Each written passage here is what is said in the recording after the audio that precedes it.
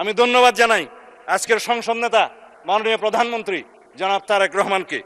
তিনি সরাসরি নির্দেশনা দিয়েছিলেন প্রধানমন্ত্রীর মেয়াদ 10 বছরের বেশি হতে পারবে না।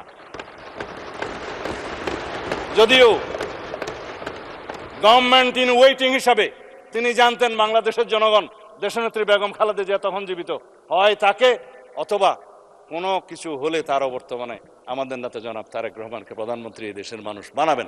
জেনে শুনেও তিনি বলেছেন নো, 10 বছরের বেশি কোনো প্রধানমন্ত্রীর মেয়াদ হতে পারবে না, যত মেয়াদেই হোক যতবারই হোক সংবিধান সংশোধন করেন। আমি প্রস্তাব দিয়েছিলাম ঐক্যমত্য কমিশনে, সবাই রাজি হয়েছে, কোনো নোট অফ ডিসেন্ট নাই। কেননা আমরা চাই না ব্যক্তিতান্ত্রিক স্বৈরতান্ত্রিকতা, দলতান্ত্রিক স্বৈরতান্ত্রিকতা, এখন আয়কতান্ত্রিক রাষ্ট্র ব্যবস্থা বা একদলীয় রাষ্ট্র ব্যবস্থার এবং পার্লামেন্টারি স্বৈরাচারের কোনোদিন আর উৎপাত না হোক, উৎপত্তি না হোক।